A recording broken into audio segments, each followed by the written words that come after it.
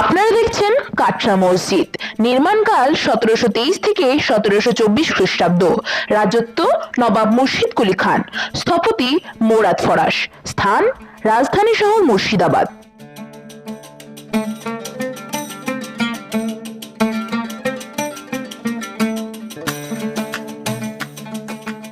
সতেরোশো তেইশ খ্রিস্টাব্দে নবাব মুর্শিদ কুলি খানের আদেশে রাজধানী শহর মুর্শিদাবাদের পূর্ব দিকে গোবরানালা নদীর পশ্চিমে একটি খাস মহলে এই কাটরা মসজিদ, নবাবের সমাধি ভবন, একটি জলাশয়, একটি বৃহৎ ইদারা এবং একটি স্মৃতিস্তম্ভ নির্মাণের কাজ শুরু হয়।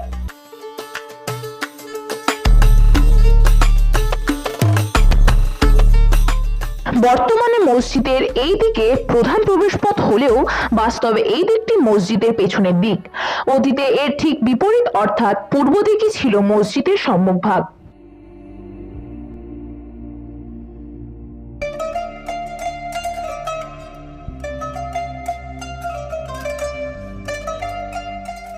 এই সেই পূর্ব দিক। এই দিকের উত্তর দক্ষিণে বৃহৎ মিনার দুটি 1897 খ্রিস্টাব্দের ভূমিকম্পে ভেঙে পড়ে। এই দিকে আছে বিখ্যাত সিঁড়ি। সেই সিঁড়ির নিচেই সমাহিত আছেন নবাব মুর্শিদ কুলি খান।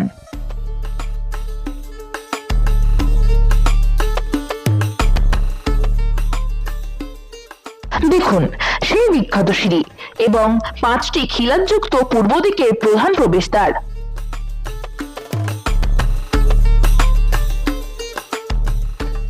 অ্যাথেন্টিক কিছু গ্রন্থ যেমন the মাথিল ul উমারা, Murshid Quli Khan and his Times, রিয়াজুস সালাতিন ইত্যাদি থেকে জানা যায় যে নবাব মুর্শিদ কুলি খান একজন দক্ষিণ ভারতীয় ব্রাহ্মণ সন্তান ছিলেন। কাটরা মসজিদের সিঁড়ির নিচের এই কক্ষেই চিরনিদ্রায় শায়িত আছেন নবাব মুর্শিদ কুলি খান।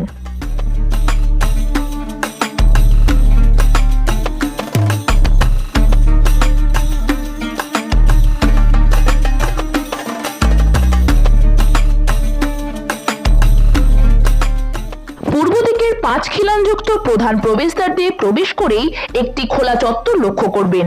এই চত্বরের একটু পশ্চিমে 5টি গম্বুজ বিশিষ্ট মসজিদের প্রধান ভবন, যার মধ্যে 2টি গম্বুজ অবশিষ্ট রয়েছে। 1897 খ্রিস্টাব্দে ভূমিকম্পে গম্বুজগুলি ভীষণভাবে ক্ষতিগ্রস্ত হয় এবং পরবর্তীকালে 3টি গম্বুজ ভেঙে পড়ে।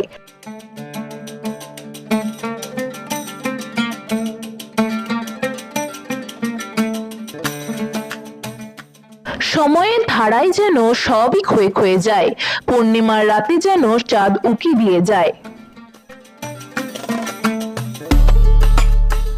ঐতিহাসিক তথ্য অনুযায়ী প্রধান স্থপতি মোরাদ ফরাশ এই মসজিদ, সমাধি ভবন, একটি জলাশয়, একটি স্মৃতিস্তম্ভ ও একটি বিশাল ইদারা এখানে নির্মাণ করেছিলেন। জলাশয় ও স্মৃতিস্তম্ভের অস্তিত্ব না থাকলেও বিশাল আকারের ইদারাটি আজও দেখতে পাওয়া যায়। ইদারাটি মসজিদের 60-70 মিটারের পশ্চিমে একটি আম বাগানের মধ্যে অবস্থিত। ইদারাটি আকারে এতটাই বড় যে এই প্রকার ইদারা মুর্শিদাবাদ শহরে আর দ্বিতীয়টি দেখতে পাওয়া যায় না।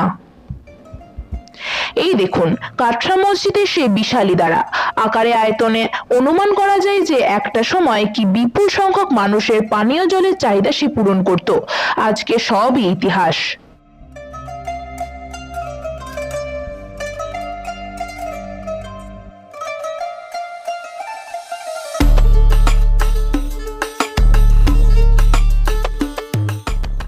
ভালো করে লক্ষ্য করুন, এই ইদারার দেওয়ালে রয়েছে কিছু মাঝারি আকারের পাথর নির্মিত গোলাকার পাত।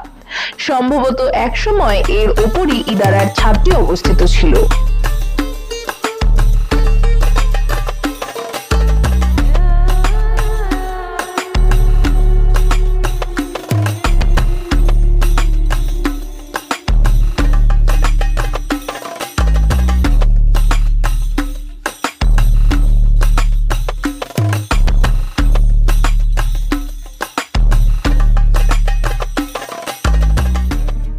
মুর্শিদাবাদের বুকে নবাব মুর্শিদ কুলি খানের অমর কীর্তি আজ ইতিহাস হয়ে আছে।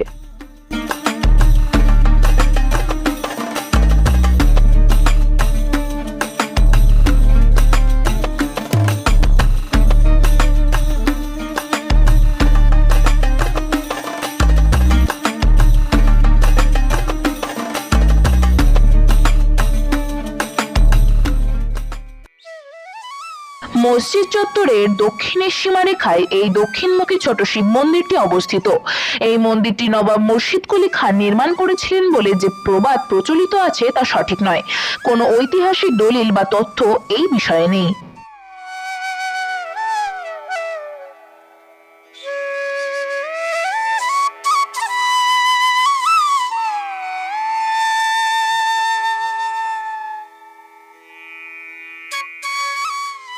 প্রখ্যাত ইতিহাসবিদ শ্রী নিখিলনাথ রায় তার মুর্শিদাবাদ কাহিনী গ্রন্থে এই মসজিদ নির্মাণে স্থপতি মুরাদ ফরাশের মন্দির ধ্বংসের বিষয়টি উল্লেখ করেছেন।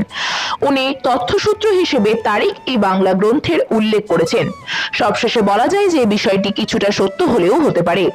বিভিন্ন আকার ও আকৃতির দৃশ্যমান ইটই হয়তো তার জ্বলন্ত প্রমাণ। হয়তো এই কারণেই পরবর্তী নবাব সুজাউদ্দিন মোহাম্মদ খান স্থপতি মুরাদ ফরাশকে মৃত্যুদণ্ডে দণ্ডিত করেন।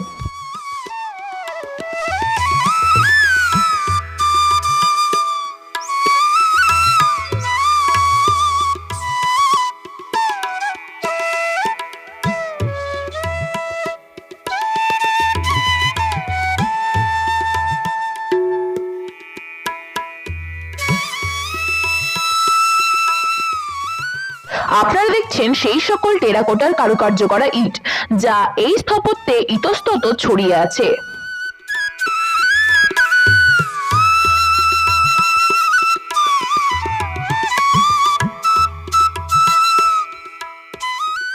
আশা করি ইতিহাস প্রিয় এই চ্যানেলের মূল্যবান দর্শকদের ইতিহাসের রসাস্বাদনে কিছুটা হলেও সহায়ক হয়েছি। কমেন্টের মাধ্যমে মতামত অবশ্যই জানাবেন এবং এই ছোট্ট চ্যানেলের পাশে থেকে সাহায্য করবেন। ধন্যবাদ।